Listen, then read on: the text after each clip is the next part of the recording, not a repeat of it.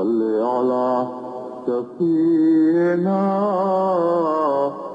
صل على محمد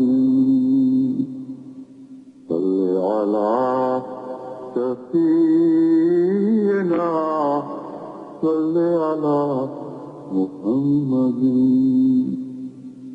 صل على نبينا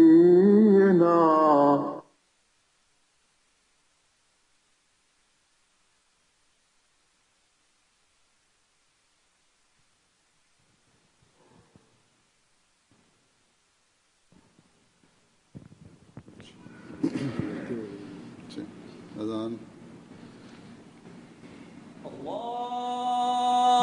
अल्लाहु अकबर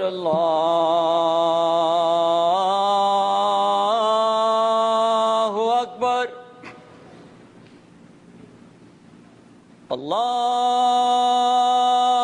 अल्लाहु अकबर अल्लाहु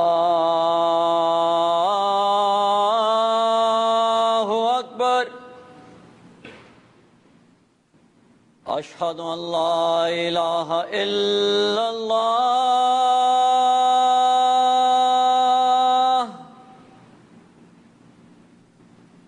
अशहदु अन ला इलाहा इल्लल्लाह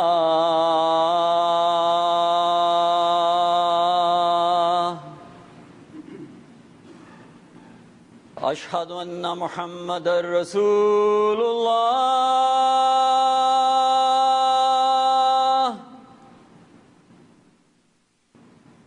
अशहदु अन्ना मुहम्मदर रसूलुल्लाह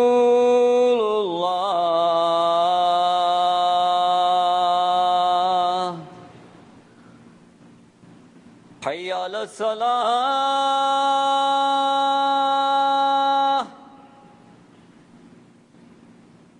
हय्या अलस सलाह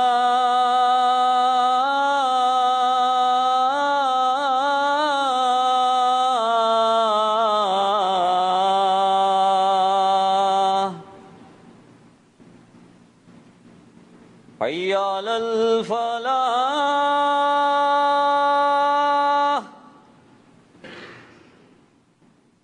हय्या अलल फलाह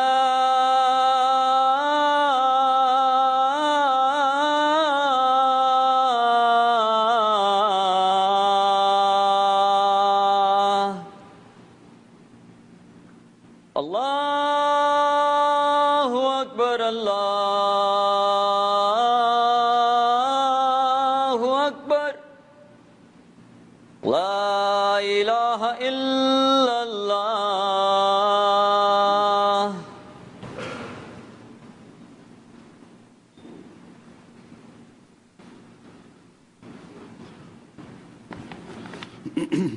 अस्सलामु अलैकुम रहमतुल्लाह।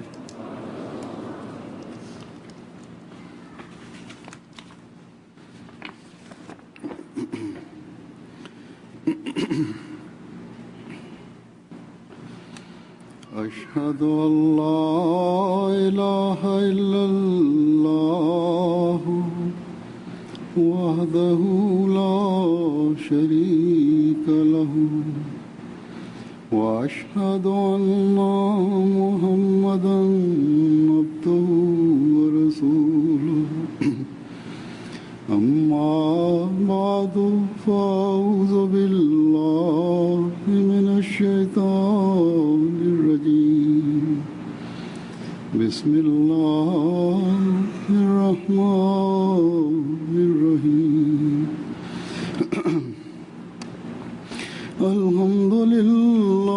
अल्हम्दुलिल्लाहि रब्बिल आलमीन अर्रहमानिर रहीम मालिकि यौमिद्दीन इय्याका नअबुदु व इय्याका नस्तईन اهدنا الصراط المستقيم صراط الذين أنعمت عليهم غير المغضوب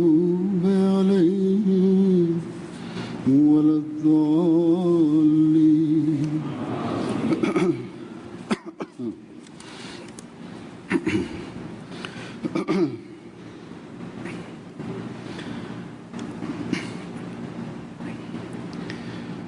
ताला का हम पे ये एहसान है कि उसने Allah Taala bizga marhamat qildiki, u shu davrda dunyo e'tiqodlari va amallarini isloh qilish maqsadida yuborgan inson Hazrat Imom Mahdi alayhissalomga biz iymon keltirganmiz.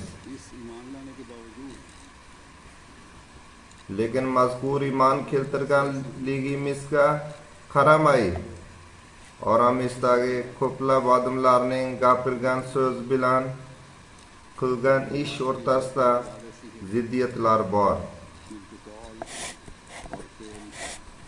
Jamoat a'zolarining aksariyatining gapirgan so'z va qilgan amali bir-biriga qarama-qarshi bo'lmasligi kerak edi.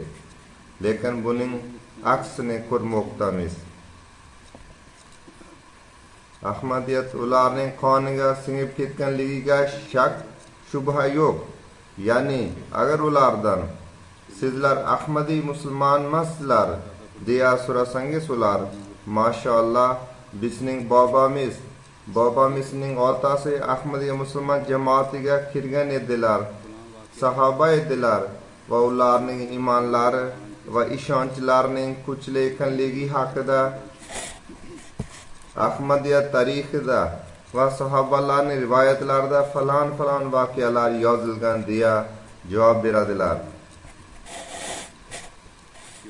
Balki ba'zilari menga ham siz bayon qilgan falon sahobaning voqeasi avvalgi xutbalarda men sahobalarning voqealarini bayon qilgan edim. Falon sahobaning voqeasi babamning yoki babamning otasiga oid deb aytib berishadi. Ahmadiyatga ularning iymoni shunday ediki, dushmanning hujumlari va zarbalari ham ularni Ahmadiyatdan yiroqlashtira olmadi.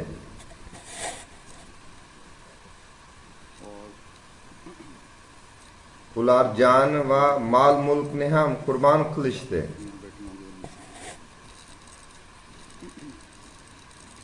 Ularning ota-bobolari ham, ularning ko'pchiligi sizlarning orangizda o'tirgan bo'lishlari ham mumkin. Lekin biz shuni ham inkor qila olmaymizki, biz hushyor bo'lib, o'zimizni nazorat qilib turmagunimizcha qavmlar hech qachon rivoylana olmaydilar. Bas Ahmadiyat musulmon jamoatiga a'zo bo'lib kirgan ana shu odamlarning amallarida ayrim kamchiliklar borligini ham biz inkor eta olmaymiz.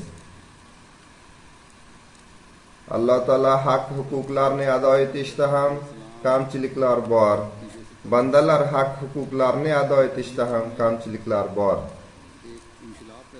Hazrat Imom Mahdi alayhissalom odamlarning tabiatlarida bir inqilob paydo qilib 1400 yil oralig'ida yuraklarni qoplab olgan zulmatni nurga aylantirish maqsadida kelgan edilar.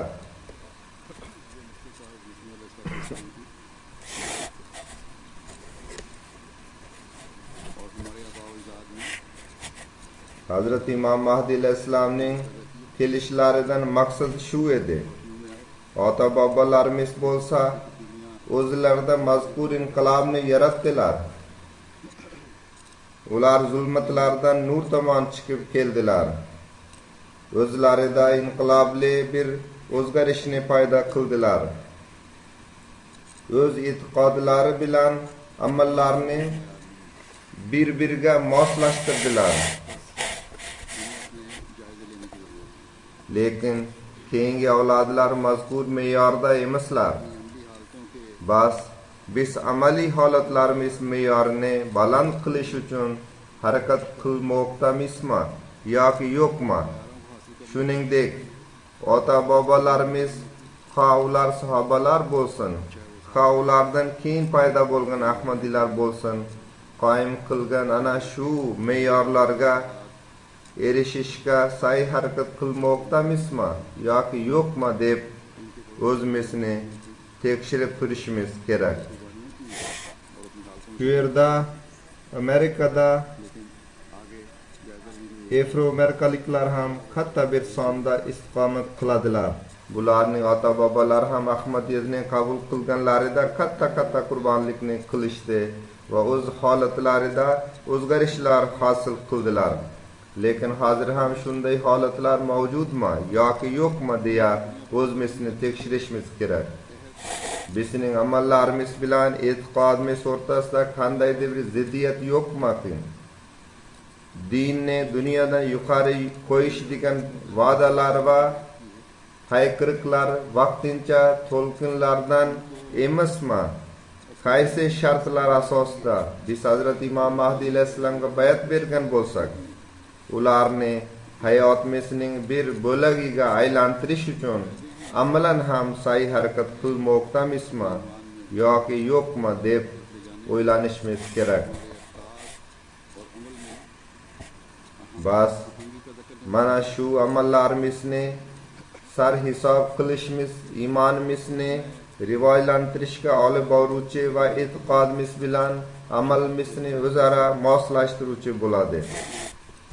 Hozirda ana shu analizlarga e'tiborlaringizni qaratish uchun bayat shartlarining eng muhim va islomning asosiy ustunlarining ikkinchi o'rindagi muhim masalasiga diqqatlaringizni tortmoqchiman. Qur'oni Karimda ham bunga qayta urg'u berilgan. Janob Rasululloh sallallohu alayhi vasallam ham uning naqadar ahamiyatga ega ekanligini qayta ta'kidlaganlar. Bu muhim narsa namozdir.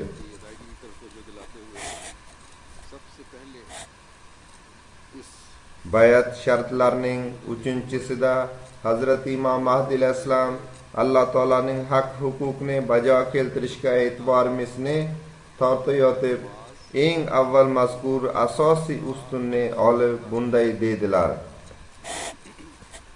menga bayat beruvchilar Alloh va janob payg'ambar sallallohu alayhi vasallamning hukmiga binoan har kuni 5 mahal namozini qandasiz ado etishga so'z bersinlar. Bu yerda namozlarni ado etishga va'da beringlar deb aytib qo'ymasdan, aksincha 5 mahal namozni Alloh va janob payg'ambar sallallohu alayhi vasallamning buyrug'iga muvofiq bajarish kerak.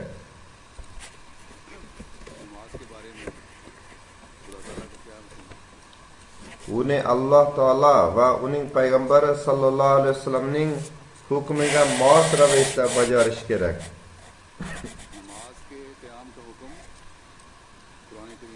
Namoz haqida Alloh taolaning hukmi qanday? U marhamat qiladi: va aqimus salata, va namozni ado etinglar. Namozni ado etish haqidagi buyruq Qur'oni Karimdagi bir qancha joylarda uchraydi. Balki Al-Baqara surasining dastlabki oyatlarida yo'q. G'aybga iymon keltirishdan keyin shunga namozga diqqat e'tibor qaratilgan. Hazrat Imom Mahdi alayhissalom bunday deydilar: inson namozni to'la to'kis ado etmagunicha Alloh taolaga hargiz yaqinlasha olmaydi.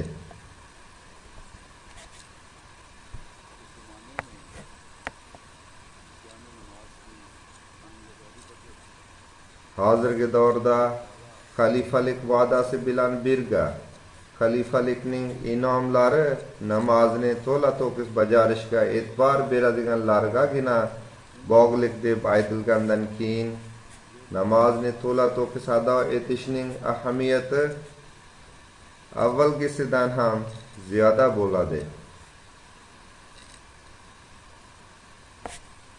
Namozni to'la to'kis ado etish o'zi nima? Bu namozni jamoat bilan o'qish. qandasiz o'qish va o'z vaqtida o'qishdir.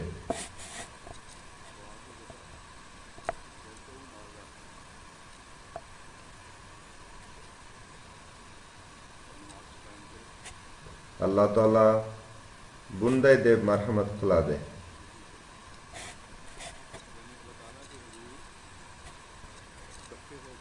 Va aqimus salata va atuz zakata varka'u ma'ar raki'in. Va namozni ado etinglar va zakot beringlar hamda ruku qiluvchilar bilan birga ruku qilinglar.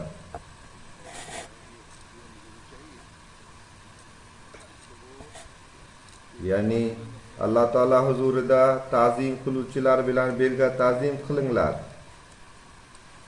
Bas namozni to'la to'kis ado etuvchilar va moliyaviy qurbonlik qiluvchilarning quyidagicha o'ziga xos xususiyatini bayon qildi va aytdiki, ular jamoat bo'lib yashash degan o'ziga xoslik bilan farqlanib turishlari kerak.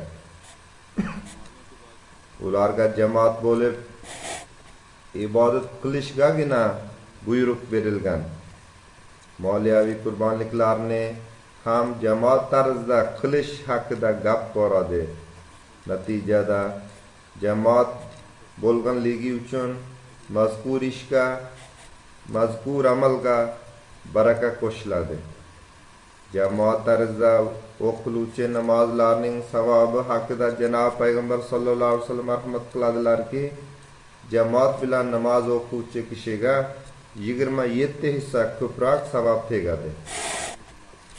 Biz shu haqida darslarni tinglaymiz, ma'ruzalarni eshitamiz. Farzandlarga ma'ruzalarni tayyorlayotganimizda ham bayon qilamiz. Lekin amal qilish vaqti kelganida esa unga to'liq e'tibor qaratilmaydi.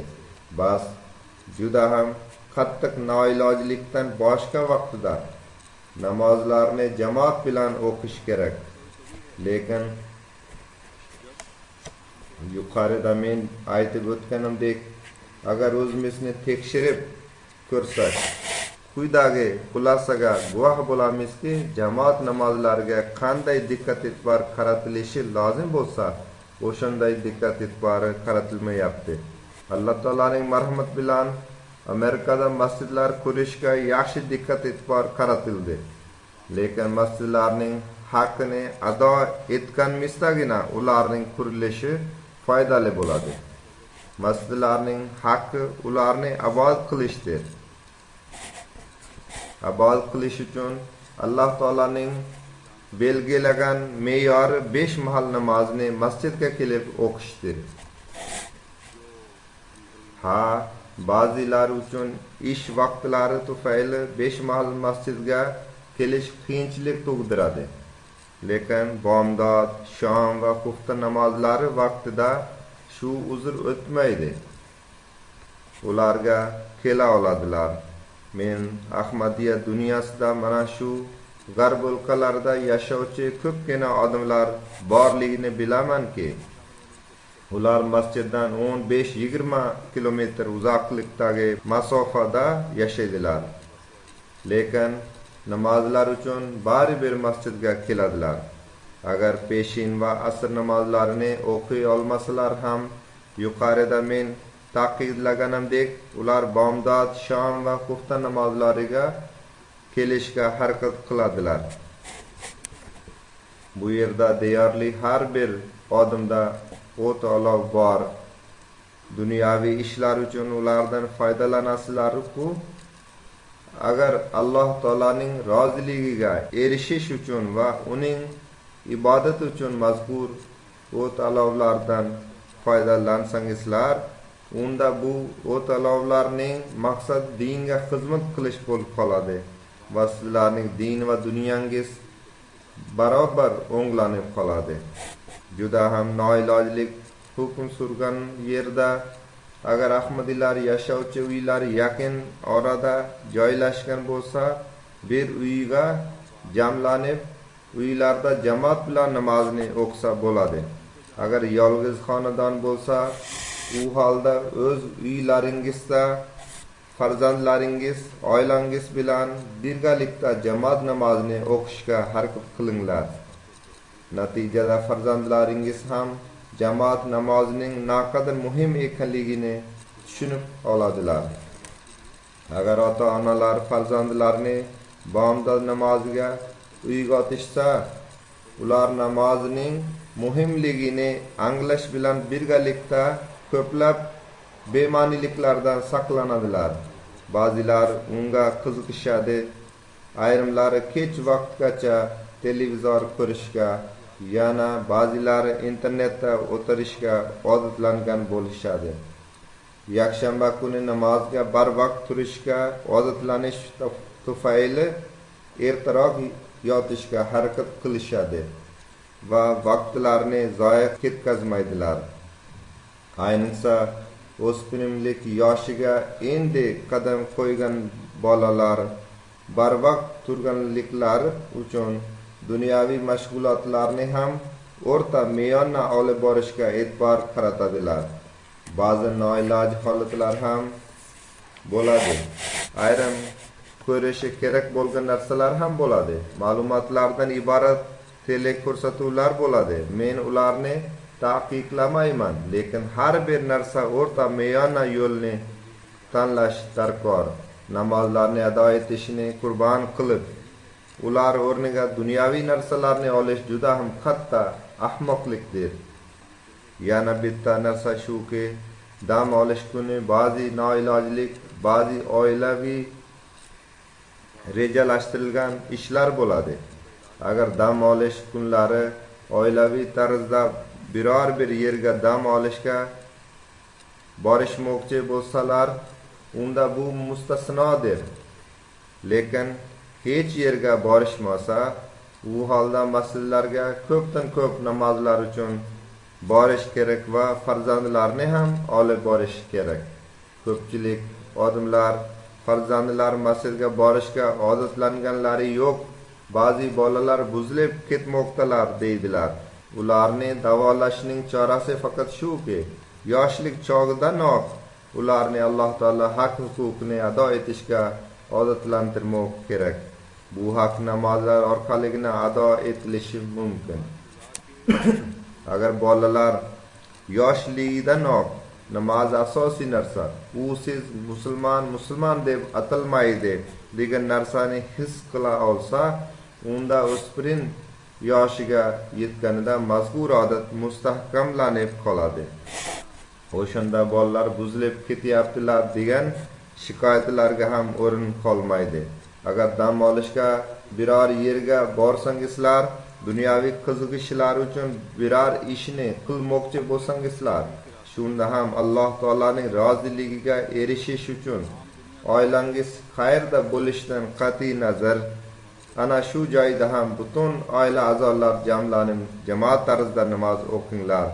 Mening tajribamga ko'ra va yana bir qancha odamlarning aytishiga qaraganda, dam olish joylarida ayollar va farzandlar bilan jamoat namozini o'qiganlarida ularning atrofida yurgan odamlar qiziqib, ularga qaray boshlaydilar.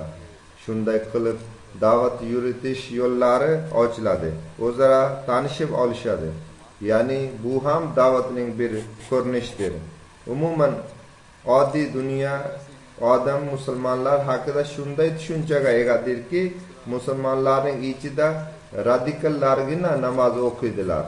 Qachon shu odamlar dam olayotgan bolalar va katta yoshdagi odamlar namoz o'qiyotganlarini va shu yerlik aholiga o'xshab kiyim kiyganlarini, lekin ibodatga berilganliklarini ko'rganlarida ular albatta e'tibor beradilar.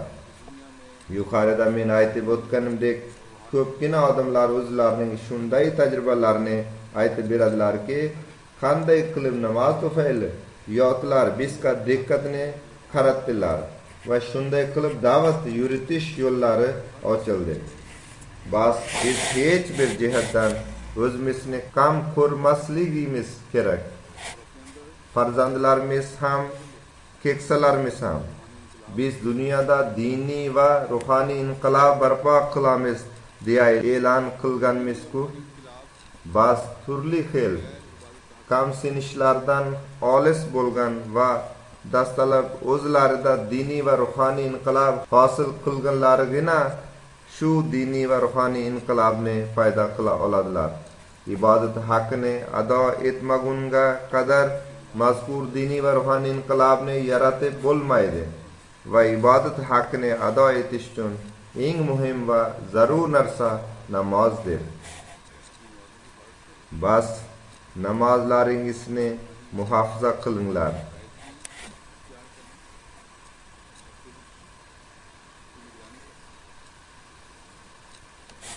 Alloh taolo Qur'oni Karimda shunday marhamat qiladi.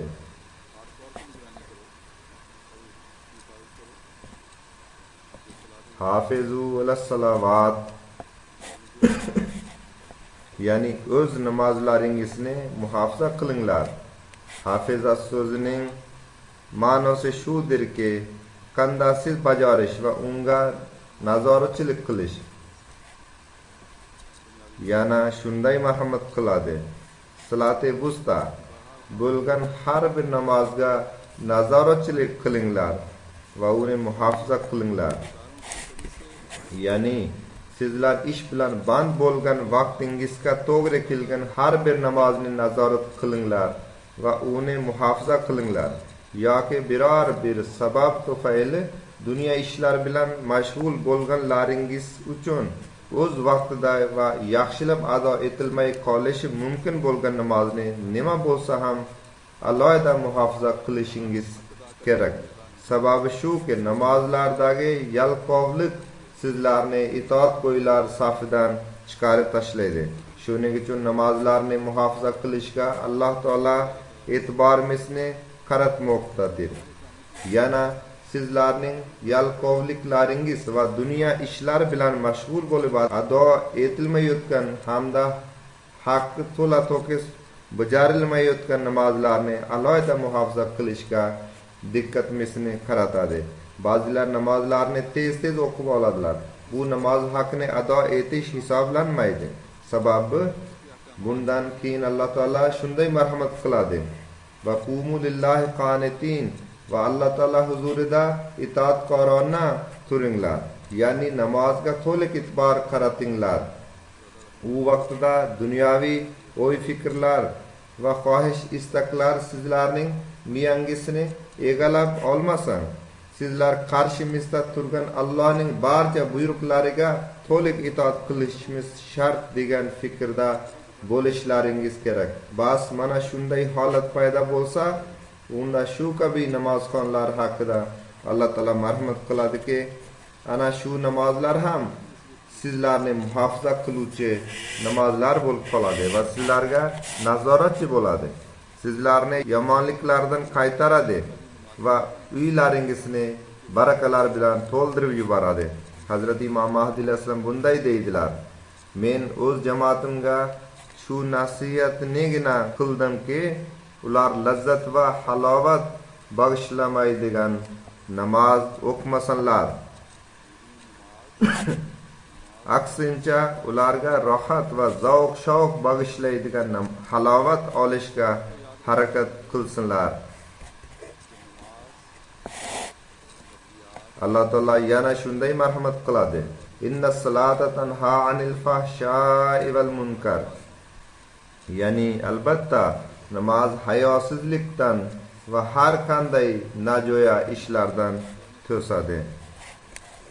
Har doim yodingizda bo'lsinki, namoz behuda va yomon ishlardan qaytaradi. Lekin har bir namoz qaytarmaydi va har bir namozxonni qaytarmaydi. Har bir namozxon yomonliklardan tiyila olmaydi. Faqat to'liq itoat qiluvchi namozxongina o'zini isloh qila oladi va to'liq itoat bilan o'qilgan namozgina u namozxonni yo'lga sola oladi.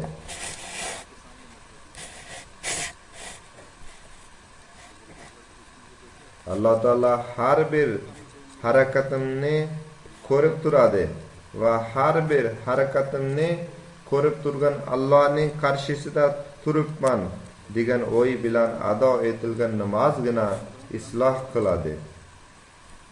to'liq itoatgo'ylik bilan bajarilgan ushbu namozlargina insonni muhofaza qiladi va nazorat qiladi. Qaysi uylarda shunday namozlar ado etilsa, u uylarning manzaralari ham o'zgacha bo'ladi. Bas biz mana shunday namozlarni izlamoqimiz darkor. Shundagina biz o'z bayat va'damizni haqiqatan ham bajargan bo'lamiz.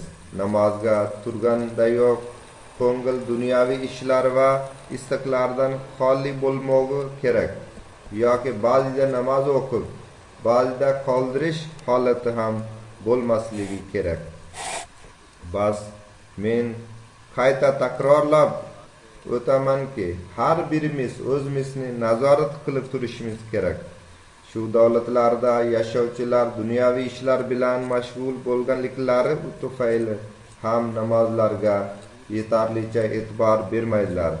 Endi 3-dunyo shaharlarida yashaganlarning holati ham shunday. Lekin shunday bo'lsa ham ozma ko'pma kishilar masjidga boradilar.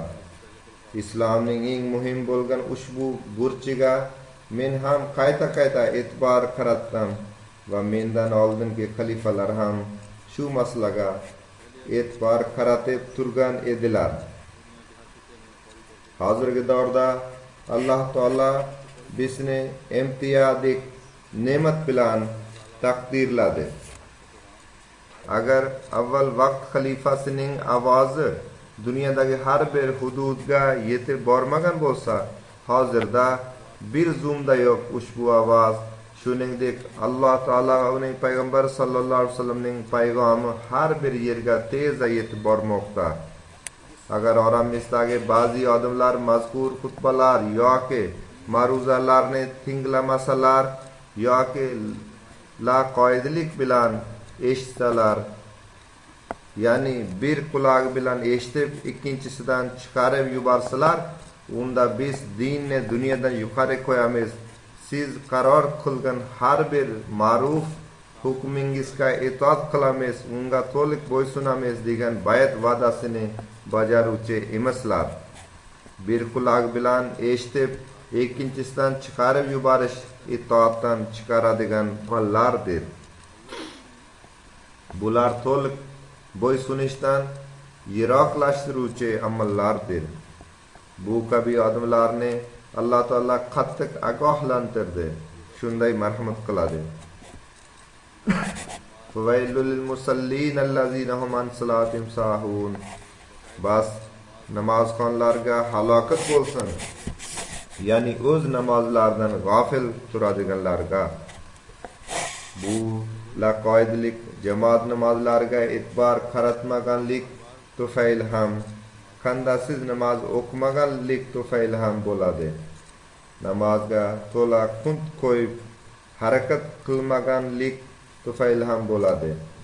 To'g'ri, ba'zi namozda fikr chalg'ib ketadi, lekin o'z diqqat e'tiborini namozga jamlamoq lozim. Iqomati salot, namozni tiklashning, to'la to'q sado etishning yana bir ma'nosi shu hamdir. Shuning uchun juda ham ehtiyot, hushyorlik bo'lmoqlik darkor. Hazrat Imom Mahdi alayhissalom bu jihatga diqqat e'tiborimizni torta turib bunday deydilar: agar meni qabul qilmagan birov xatolarga yo'l qo'ysa, u albatta gunohkordir. Lekin meni qabul qilib bayat va'dasini beradiganlar agar unga amal qilishmasa, ular ko'proq so'roq qilinadilar. Bas har bir Ahmadi musulmonning bo'yniga katta javobgarlik, mas'uliyat yuklanadi. U men Alloh taoloni guvoh qilib bayat shartnomasini tuzganman. Uni bajarmaganligim uchun Alloh taolaning huzurida javob berishim kerak degan o'y unda paydo bo'lmagunga qadar mazkur javobgarlikni bajarib bo'lmaydi. Bas mazkur o'y fikr bo'lgandagina ushbu javobgarlikni bajarish mumkin. Shuning uchun yosh kattalar ham o'z javobgarliklarini anglashlari kerak. Kichiklar ham, erkaklar ham, ayollar ham. Ana shu joylarda ko'p xonadonlarda notinchlik hukm surganligining boisi shuki, Alloh taolaning ibodatiga e'tibor bermaydilar. Keragicha e'tibor qilmaydilar. Ba'zi kishilar men bilan uchrashganlarida menga duo uchun murojaat qiladilar. Shunda men ularga umuman deymanki, o'zlaringiz duo so'ranglar va namozlarga e'tiborlaringizni qaratinglar. Qanda siz namoz o'qiysizlarmi deb so'ralganda ba'zilari yo'q deb javob beradilar. Shu kabi odamlarga men umuman aytamanki, dinni masxara qilmanglar. Ya'ni o'zlaringiz namozlar va duolarga odatlanmagansizlar. Unga hech ham diqqat qaratmaysizlar. Lekin muammolaringiz va dunyoviy masalalar bois duo uchun menga murojaat qilmoqdasizlar. Eng avval o'zlaringiz Alloh taolo tomoniga e'tibor qaratinglar. Keyin duo uchun menga aytinglar. Sizlar o'z holatlaringizni o'zgartirmaguningizcha boshqalarning duolari ham hargiz yordam bera olmaydi. Hazrat Imom Mahdi alayhissalom tuzmoqchi bo'lgan jamoat Alloh taolo bilan aloqa vositani o'rnatuvchi va o'z ibodatlarini muhofaza qiluvchi odamlarning jamoati edi. Shuning uchun ul zot alayhissalom marhamat qildilarki, men pirparastlikni yo'q qilish uchun keldim. Ul zot alayhissalom sizlar pir bo'linglar, pirparast bo'lmanglar deb aytdilar. Lekin Hazrat Imom Mahdi alayhissalom o'zlariga ergashganlarni qay turdagi pir qilmoqchi bo'lsalar, u bugungi kunda nomgagina pir deya ataluvchi dunyoparastlar emas. Ular tasbihni qo'liga olib o'tirib oladilar. So'ngra biz ibodatlarimizning ham boshqa haq-huquqlarimizni ham ado qilib bo'ldik deya o'ylaydilar. Ularga na namoz kerak, na ibodatlar kerak. Shundaylar namozlardan millarcha yiroq yuradilar. O'zlari ham namoz o'qimaydilar. Muridlariga ham namozlarning keragi yo'q deb aytadilar. Mana shu kabi odamlar juda ko'p. Shu kabi pirlar va saidlar hidoyatga olib boruvchi emas, balki zalolatga olib boruvchilardir. Hazrat Imom Mahdi alayhissalomning ikkinchi xalifasi Hazrat Mirza Bashiruddin Mahmud Ahmad radhiyallohu anhu, Hazrat Imom Mahdi alayhissalomning birinchi xalifasi Hazrat Hakim Maulana Nuruddin radhiyallohu anhu nomlaridan bir voqeani aytib bergan ekanlar. Uning bir tug'ishgan opasi bo'lib, u qaysidir bir pirga murid bo'lgan edi. Pir uning ongiga quyidagicha fikrni quyib qo'ygan edi. Mening muridlarim namozlar va boshqa ibodatlarga muhtoj emaslar. Shuning uchun ham menga murid bo'linglar. Bir-ikki zikrlarni aytib berdim.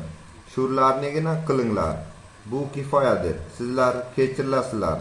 Hazrat Imom Mahdi alayhissalomning birinchi xalifasi Hazrat Hakim Maulana Nuruddin radhiyallohu anhu bir kuni opasiga pirdan quyidagilarni so'rashni tayinladilar. Hisob kitob kuni Alloh taolo yaxshiliklar va ibodatlar haqida so'roq qilganida nima deb javob beray?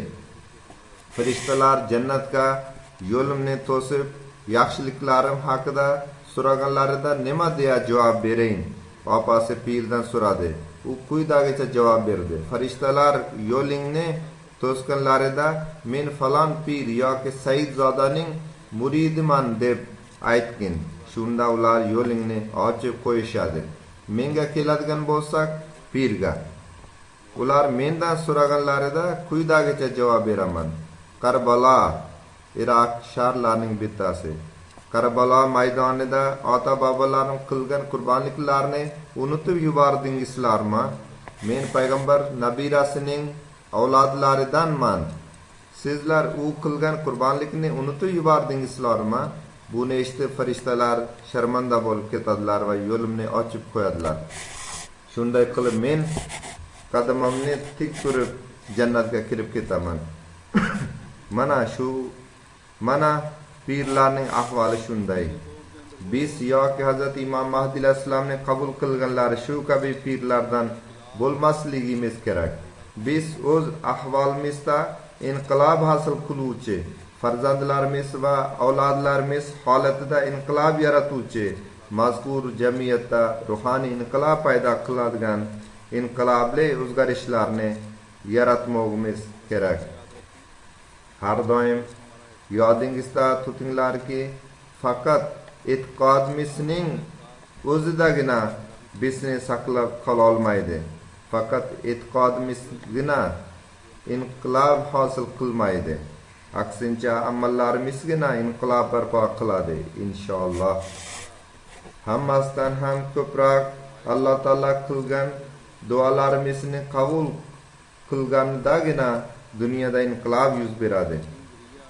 Duo so'rashning eng zo'r vositasi namozlarginadir. Shuning uchun o'z namozlarini muhofaza qilish har bir Ahmadiy musulmonning burchidir.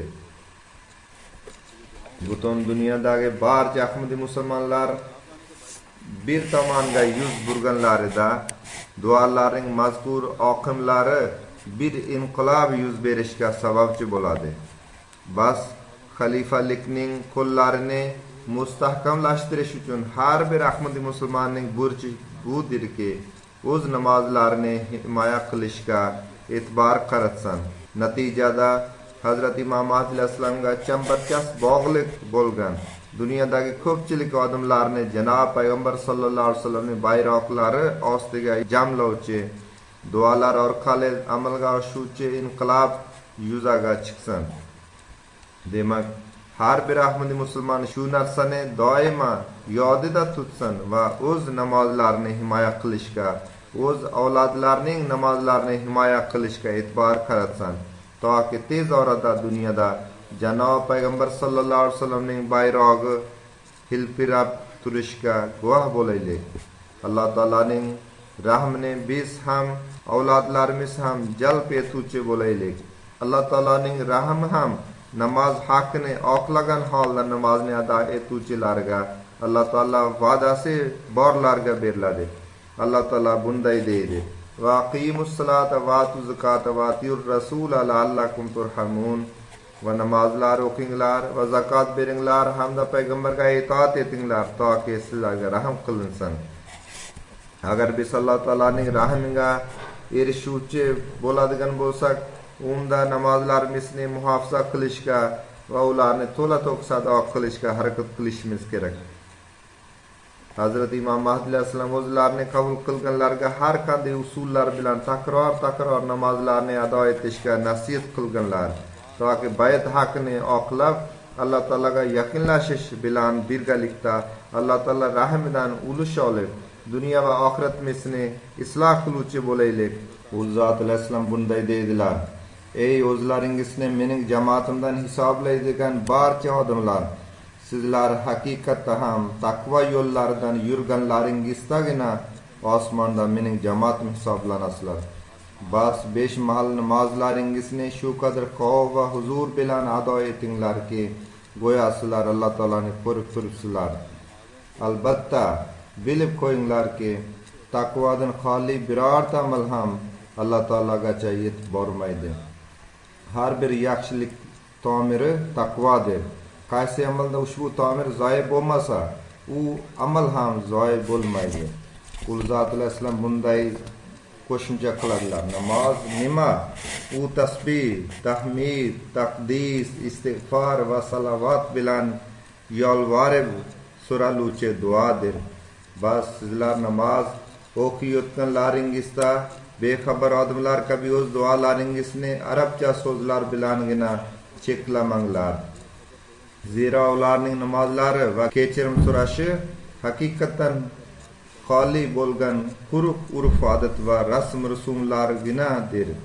Lekin sizlar namoz o'qiyotganlaringizda Alloh taolaning kalomi bo'lgan Qur'on va Janob payg'ambar sollallohu alayhi vasallamning so'zlari bo'lgan ba'zi masura duolardan boshqa barcha duolaringizni yalinib yolvorish so'zlari bilan o'z tilingizda so'ranglar, toki sizlarning yuraklaringiz ushbu yalinib yolvorishdan biroz ta'sirlansin." bas namozlarda shu kayfiyatni hosil qilishga harakat qilishimiz kerak. So'ngra ushbu yalnib yolvorishlar Alloh taolaning rahmatini o'ziga tortishga sababchi bo'ladi. Shundan keyin shu kabi odamlar Alloh taolaning marhamatlariga erishadilar. Hazrat Imom Mahdi alayhisalom mana shunday namozlar misligini ko'rishni xohlaydilar. Yana bir joyda bunday deydilar: namoz shunday narsadirki, u orqali osmon odamga egilib qoladi. Ya'ni Alloh taolo duolarni qabul qiladi. Namoz haqni to'la to'kis ado qiluvchi men o'lib qoldim deb o'ylaydi va uning ruh erib Alloh taolaning huzurida yiqiladi. Qaysi uyda shunday namoz o'qilsa, u uy hech qachon vayron bo'lmaydi. Hadis sharifda agar Nuh alayhisalom davrlarida namoz bo'lganda edi, u qavm hech qachon barbod bo'lmas edi deyiladi. Hojilik ham odamga shartlidir, ro'za ham shartlidir, zakot ham shartlidir, lekin namoz hech ham shartli emas. Ya'ni qolgan barcha ibodatlarning ba'zi shartlari mavjud. Agar ana shu shartlar bajarilsa, u ibodatlar bajariladi. Aks holda ular farz bo'lmaydi. Lekin namozni har bir vaziyatda o'qish kerak. Odam musofir bo'lsa ham, kasal bo'lsa ham, qanday vaziyat bo'lishidan qat'iy nazar, agar aql joyida bo'lsa, unda namoz farz bo'ladi. Shularning barchasi yilda bir martagina. Bu ham shartli, bir yilda bir marta. Lekin bu namoz kuniga 5 vaqt ado etilishga buyurilgan. Bas namoz to'la to'kis bajarilmagunicha undan olinuvchi barakalar ham nasib qilmaydi va ushbu bayatdan ham hech qanday foyda bo'lmaydi. Xullas, bu namozni ado etish va namozni himoya qilish bo'yicha Alloh taolo buyrug'iga Hazrat Imom Mahdi alayhisalom bergan shartdir va har bir Ahmadi musulmondan shuni kutganlar. Agar bunday bo'lmasa, bayatning hech ham foydasi yo'q ekanligini aytdilar. Bas men yuqorida aytganimdek, Hazrat Imom Mahdi alayhisalomning bayatga kirib, bizda pokiza o'zgarishlar paydo bo'lib, bizni Alloh taolo bilan uchrashtirganligini o'z amalimiz bilan isbotlab dunyoga ko'rsatish uchun har bir Ahmadi musulmon buning muhim ekanligini bilish kerak. Ko'plab yangi bayat qilgan odamlarni ko'rdim. Ular menga maktublar yo'llaydilar. Ularda shu namoz tufayli Alloh taolo bir inqilob yaratib qo'ydi. Bas har bir Ahmadi musulmon, ayniqsa avvaldan Ahmadi bo'lganlarning avlodlari buni yodda tutmoqliklari kerak. Hazrat Imom Mahdi alayhisalom bunday deydilar: namozlardagi yana shu zavq va huzur kayfiyati ham Alloh taolaning marhamati bilangina nasib etadi. Shuning uchun Alloh taoladan eng avvalo quyidagi duoni so'ranglar: ey Alloh, menda senga yaqinlik holati paydo bo'lsin. Buning uchun ul zot alayhisalom bizga bir duoni o'rgatdilar. Bunday duo so'ranglar dedilar: ey Alloh, sen mening naqadar ko'r va so'kir ekanligimni bilasan. Hozir men xuddi murda kabi holatdaman. Birozdan keyin menga kela qol degan ovoz menga eshitilishini bilaman. Shunda men sen tomon boraman. Ya'ni bu dunyo bilan xayrlashish chaqruvi kelib qoladi. U vaqtda hech kim meni to'xtata olmaydi. Mening yuragim esa so'kir va bexabardir. Sen unga shunday nur sho'lasini tushirginki, sening muhabbating va zavq shoking unda paydo bo'lsin. Shunday marhamat qilginki, men ko'rlikdan xalos bo'lay va so'kirlardan bo'lmayin. Ul zot alayhisalom deydilarki, shunday duoni so'raganida va uni davom ettirganida, ya'ni qandasi so'raganida, u ta'msiz namozga osmondan bir narsa tushib, uning namozida yalnish, yolvorish holatini paydo qiluvchi vaqt kelganiga guvoh bo'ladi. Alloh taolo barchamizga shunday namozlarni nasib qilsin. Juma namozidan keyin 2 g'ayb janoza namozini ham o'qitaman. Bu Indoneziya fuqarosi bo'lgan da'vatchi misnikidir. U kishining ismlari Janob Amri Ma'ruf Aziz edi. 16 iyunda Allah Teala'nın takdiriga ko'ra vafot etdilar. Inna lillahi va inna ilayhi rajiun. 1962 yilning 6 dekabrida tug'ilgan edilar. Tug'ma Ahmadi musulmon edilar. 1979 yil Rabvadagi Jamia Ahmadiyaga o'qishga kirib, 1987 yil Mubashshir degan diplom bilan o'qishni tamomladilar va Indoneziyaga qaytdilar. Bu kishiga Alloh taolo turli hududlarda xizmat qilishga kuch-quvvat berdi. 2011 yilgacha Indoneziyadagi Jamia Ahmadiyada ishladilar. Undan keyin East Kalimantan, Shimoliy Kalimantan'da hududiy da'vatchi bo'ldilar. U kishi ilmli inson edilar, maşallah. Hazrat Imom Mahdi alayhissalomning Tawzihi Maram nomli kitobni Indoneziya tiliga tarjima qilish baxtiga muyassar bo'ldilar. Bundan tashqari mening xutbalarimni qandaysiz tarjima qilib turardilar. Marhum Musi ham edilar. Alloh taolo u kishining darajalarini yuqori qilsin, u kishining oilasiga sabr bersin. O'z ortlarida bevasini, o'g'ilni va 2 qizini qoldirdilar. Ikkinchi janoza London aholisidan eski xizmatchimiz Nava Mahmud Windermain marhumning bevasi hurmatli Tahira Windermain sahibanikidir. U kishi 2012 yilning 18-iyunida 84 yoshida vafot etdilar. Inna lillahi va inna ilayhi rajiun.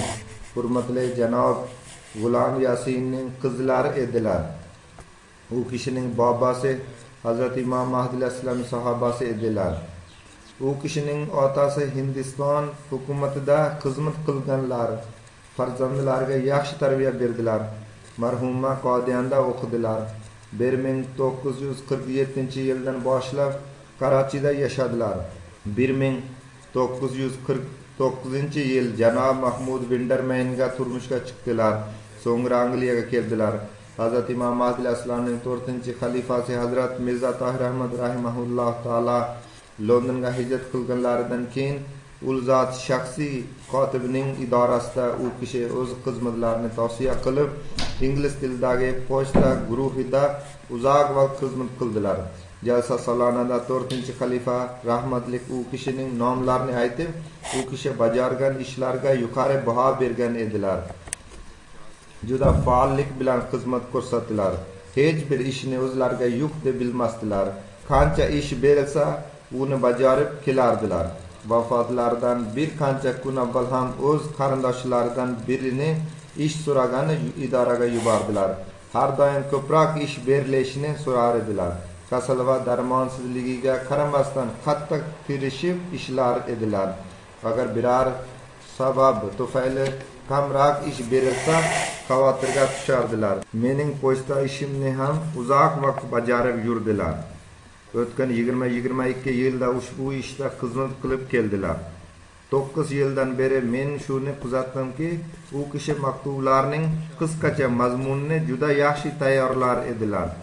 Muhim o'rinlarni alohida urg'u berib ko'rsatib qo'yardilar. Ularning qisqartirgan mazmunini o'qiganimda qiynalmas edim va maktub yozgan odamning fikri ham menga to'liq yetardi. Bu u kishining o'ziga xosligi ediki, ko'rishga arzirli o'rinlarni albatta alohida belgilab qo'yardilar. Bu jihatdan u kishi qisqartirgan mazmun menga juda ham yoqardi va ularga javob qaytarish ham qulay bo'lardi. Shuningdek, 20 yil bolalarga Qur'oni Karimni o'qib o'rgatishda ham Alloh taolo u kishiga kuch-quvvat berdi. Ahmadiya gazetasi uchun urdu tilidagi maqolalarni ham ingliz tiliga tarjima qilardilar. U kishi o'zidan keyin 3 qiz, 2 o'g'il, nevara-chevaralarni qoldirdilar.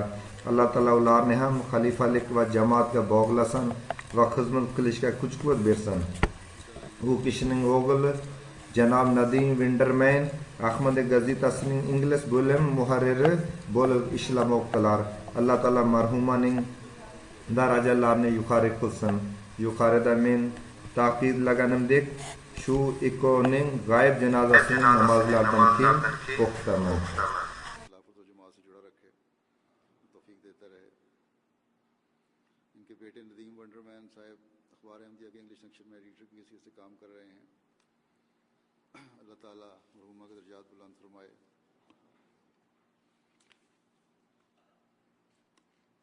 इन दोनों की, जैसा कि मैंने कहा, नमाज जनाजा गायब नमाजों के बाद अदा करूँगा।